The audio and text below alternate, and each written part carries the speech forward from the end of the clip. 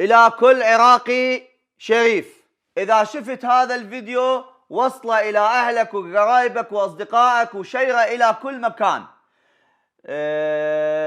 نقابة الصيادلة دزونا صورة هذا الدواء، هذا دواء مال قحة، تمام؟ هذا الدواء ينطوه على أساس مال انفلونزا، تمام؟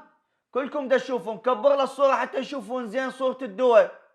كلكم دا تشوفون هذا الدواء مال قحة مال انفلونزا يطوه على أساس بالصيدليات.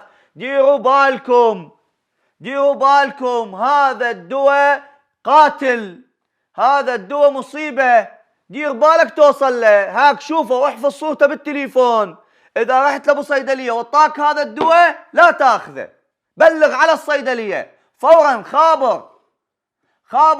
خابر النجدة، خابر الأمن الوطني، خابر أي جهة، فورا بلغ على الصيدلية، قولهم هذا الدواء طوني اياه وهذا قاتل، هذا موت أطفال. فهذا الدواء مال القحة أعراض الانفلونزا إجانا من نقابة الصيادلة.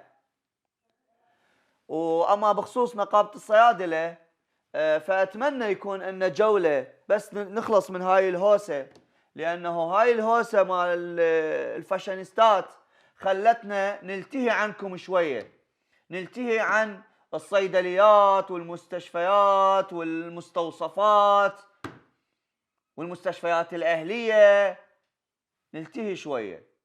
جايكم السرعة.